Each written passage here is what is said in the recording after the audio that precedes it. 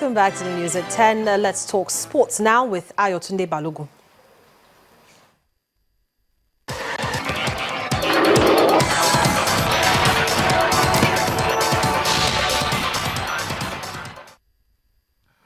Many thanks, Harriet. Time now for some sports news. Well, Great Britain is within touching distance of a first Davis Cup triumph for 79 years after Andy Murray and his brother Jamie have secured victory over Belgium duo David Goffin and Steve Darcis in Ghent. A match played out in an electrifying atmosphere, heaved and flowed before the Murrays carved out a 6-4, 4-6, 6-3, 6-2 victory to put Britain 2-1 ahead. World number 2 Andy Murray, who was inspirational again as he has been throughout Britain's run to a first final since 1978, can deliver the winning point in tomorrow's first reverse singles against Belgium's top player David Goffin. Andy Murray, who has now been involved in 10 of Britain's 11 winning points this year and needs one final push to end his country's long wait for a 10th title.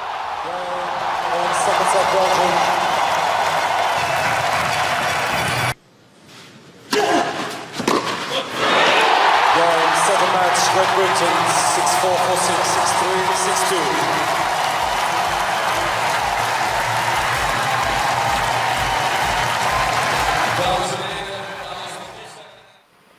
Well, all is now set in Dusseldorf for the much-anticipated bout between Vladimir Klitschko and Britain's Tyson Fury. A pre-bout formalities are about to be concluded and both fighters will set into the ring for their introduction before the fight begins. However, there was another backstage row this evening. Team Fury were unhappy with Klitschko's hand wraps because no member of the opposing team was present to see it done. It was all sorted before it could become a problem as the Ukrainian champion was forced to cut them off and start the process again.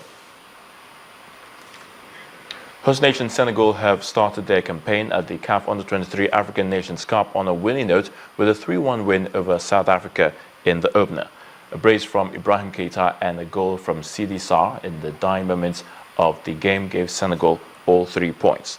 Elsewhere, Zambia lost to Tunisia 2-1. Nigeria's Dream Team 6 will lock horns with Mali tomorrow, while Algeria and Egypt will also square off. The 3 top African sides of this 8-team event running over 2 weeks will qualify for the Rio Olympics in 2016. And the stage is set for tomorrow's CAF Confederation Cup final clash between Etoile du Sahel and Orlando Pirates at the Stade Olympique de Suse.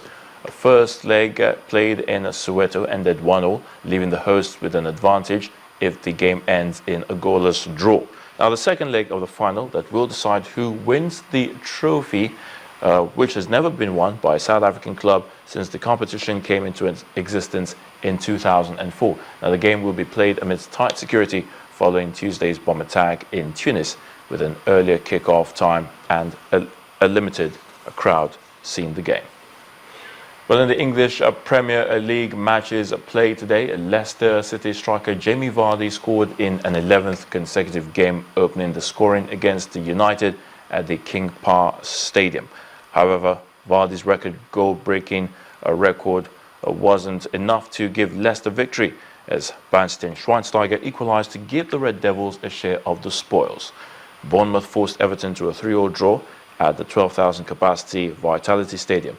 Elsewhere, Odion Igalo was on the score sheet as Watford secured a hard-fought 3-2 win over Aston Villa. Crystal Palace defeated Newcastle 5-1, and Sunderland's resurgence under Sam Allardyce continued as they beat Stoke 2-0.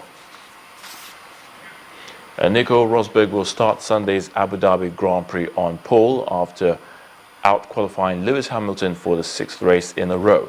Rosberg beat his teammate by 0.377 seconds after a qualifying session that seesawed between the two.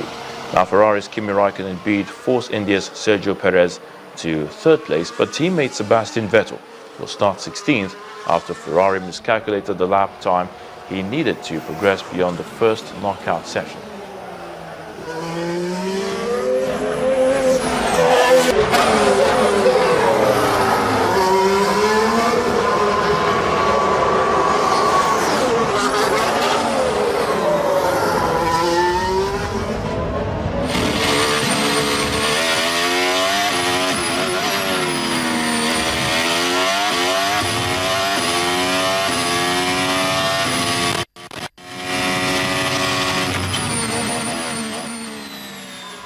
Well, that's a wrap on sports news. Harriet will be back with the rest of the news at 10.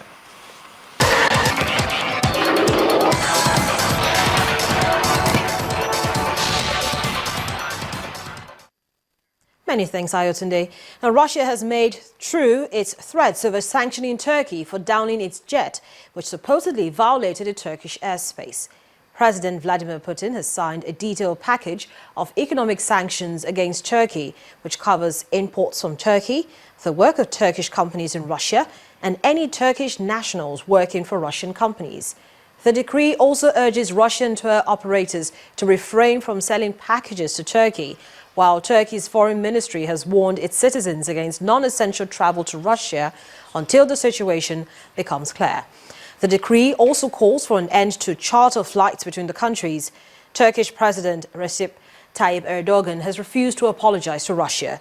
On Friday, Mr. Erdogan accused Moscow of playing with fire in its Syrian operations, but on Saturday he said he was saddened by the downing of the jet. Police are still trying to figure out the motive behind the shooting at a family planning clinic in Colorado Springs, which claimed the lives of at least 3 people on Friday.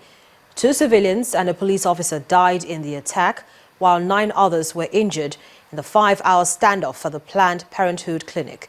The suspected gunman has been identified as Robert Louis Deere of North Carolina. He's been taken into custody. The perpetrator is in custody. The situation has been resolved. There's no continuing peril to the citizens of Colorado Springs. But there's a huge crime scene that has to be processed. We have to determine exactly how many victims there are, and we'll be reporting on that in the near future. And the main news again. The appeal court sitting in Makurdi today nullified the election of former Senate President David Mark and ordered a rerun of the poll for Benue South senatorial seat. The 53rd Summit of the Commonwealth has kicked off in Malta with the issue of terrorism and climate change topping discussions. President Buhari has asked for the group's assistance in the fight against insurgency. The Department of State Security has warned of planned attacks on mosques and churches by Boko Haram in Abuja. And Russia has slammed a package of economic sanctions against Turkey over the downing of its military jet. Well, that's the news at 10 tonight. Many thanks for staying with us. I'm Harriet Agbinyi. Have a great night and enjoy the rest of your weekend.